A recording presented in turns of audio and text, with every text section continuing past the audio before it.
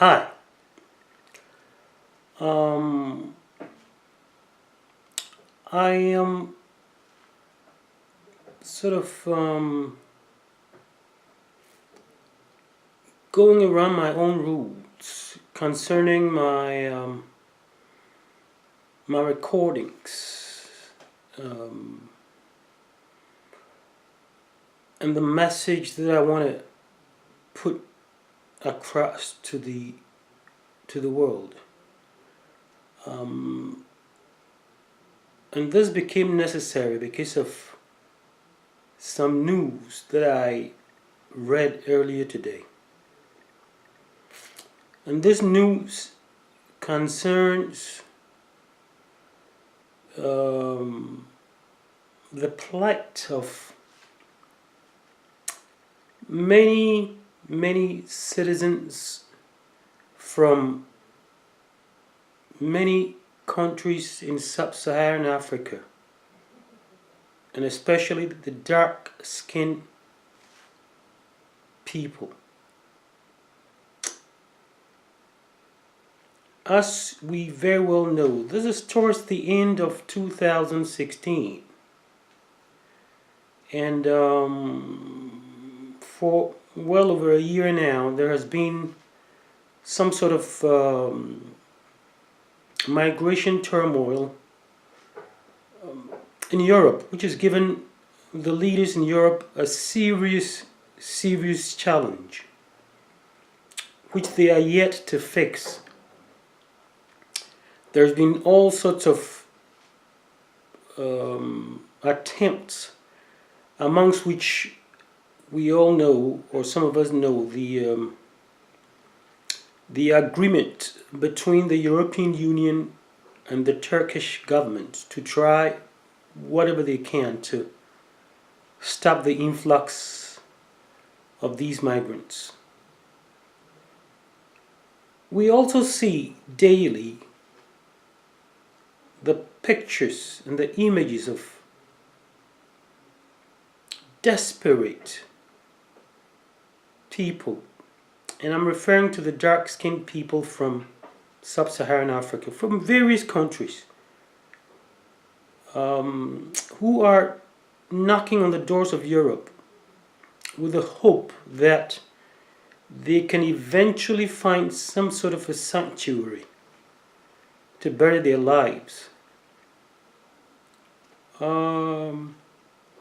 As I had mentioned earlier in one of my segments,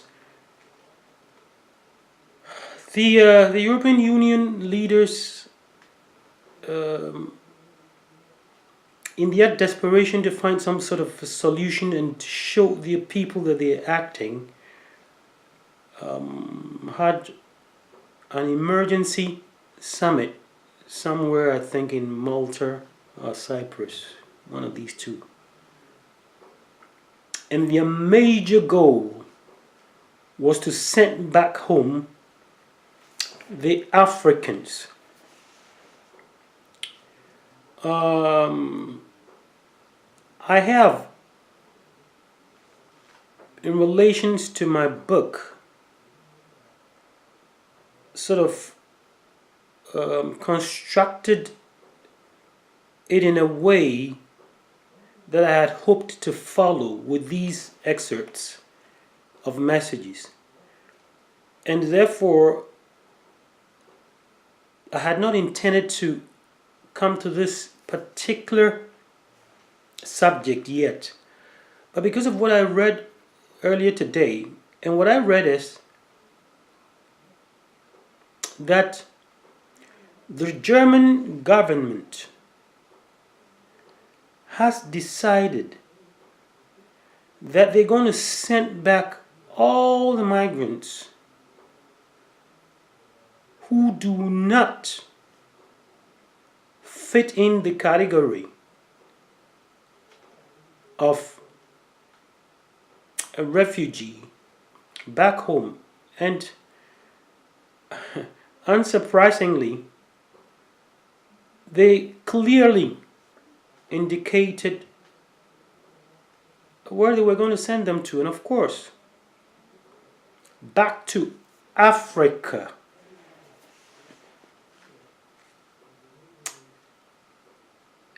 German government has been known to be the most tolerant. Germany and Sweden have been known to be the most tolerant and lenient in this crisis that has hit Europe. And migrants and immigrants coming from all over the world, especially from the Middle East. It is known that people from Syria are automatically granted, accepted asylum.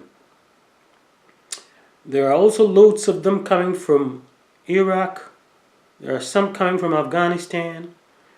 We hear some coming from Pakistan. We hear some coming from Bangladesh, different areas. And of course, plenty coming from countries in sub-Saharan Africa.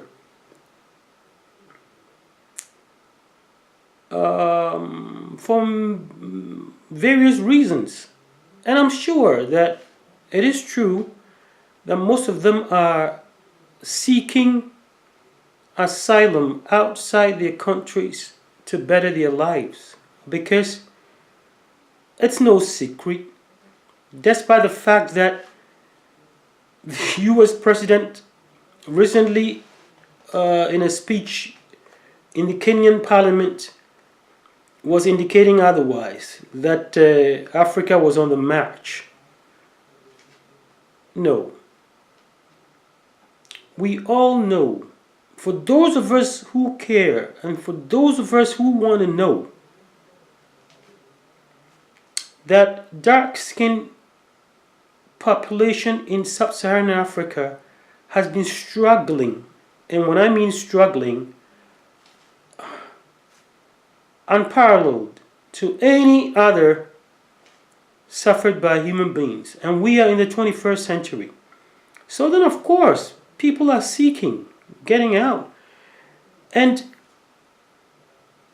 in the book, I have tried to describe what the reason and the cause of this might be. But I am a little disappointed, and I'm very saddened by the fact that Africans are always the ones that feel the wrath of the people.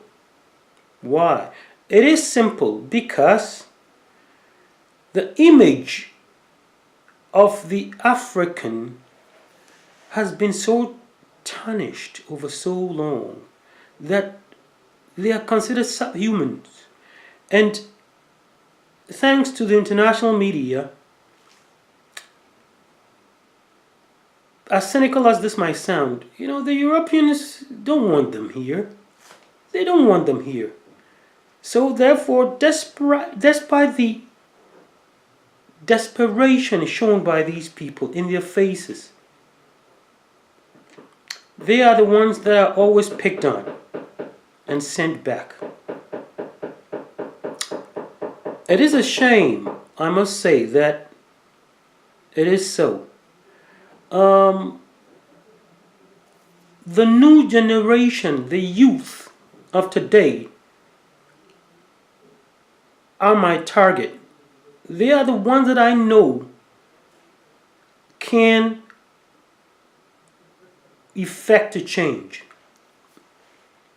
Thanks to the modern technology of cyberspace, the internet, social media, I am really hoping that they will understand, because I am sure that if they get to know the history, that they might begin to understand and do something about it, because it is so unfair. It is so unfair that being an African, your chances are so minimal. Try to think about these people. Look in their faces when you see them on TV. These are people without hope. These are people who are desperate. These are people who are seeking some sort of assistance in their lives. Because unfortunately, these people cannot go back home, or they can. But what is there for them? And this is a point that I actually elaborate seriously in my book.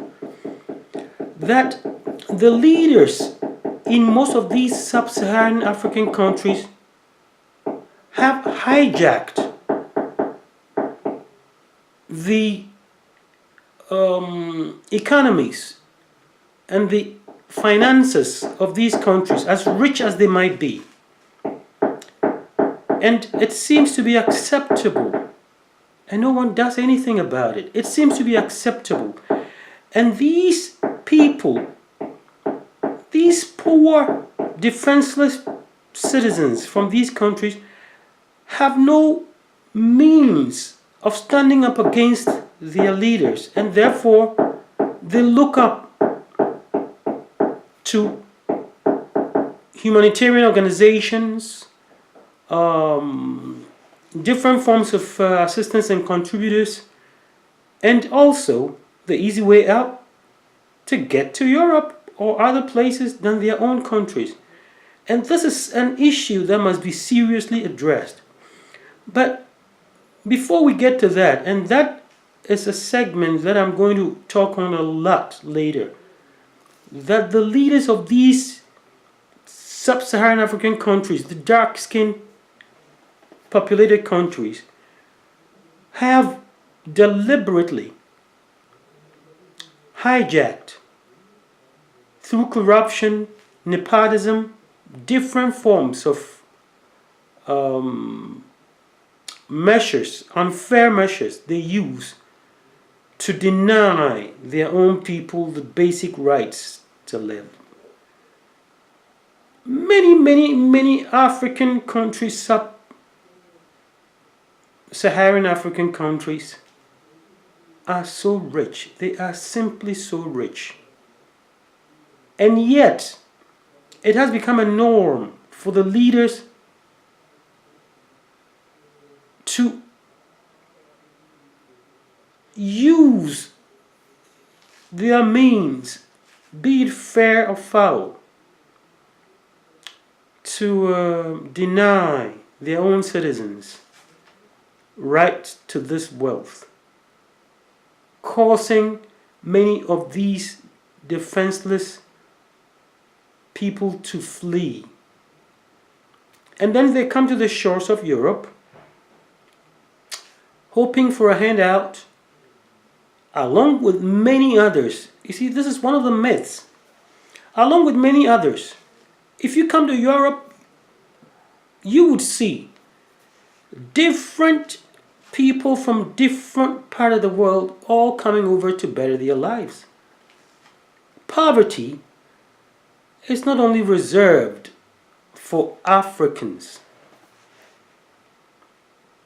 And this is something which will be discussed. But what hurts me most is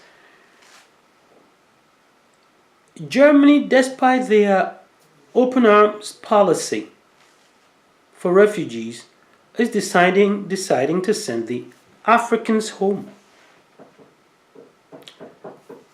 This is something that I have reluctantly held back, but I think in some way it needs to be said that the youth of today must be given a clue to the history of the roles played by individual European countries in sub-Saharan Africa. History shows clearly how the European countries, Denmark, the Danes, the Swedes, the Germans, the Belgians, the Portuguese, French, the English have all traveled many years ago, taking advantage of the wealth and resources in sub-Saharan Africa and milked them, and I say milk without hesitation. The gold, the diamonds, the manganese, the bauxite, all those rich mineral resources, the word different forms of resources, including human resources as well. I don't want to go all the way back to this time of slavery, but that I'm going to get to in later segments. But what surprises me is that these European countries are so busy trying to stop the Africans from coming over because they are economic migrants. Yes, they might be economic migrants, but so have the Europeans been for many years back. When they decided to go down there, they called themselves explorers.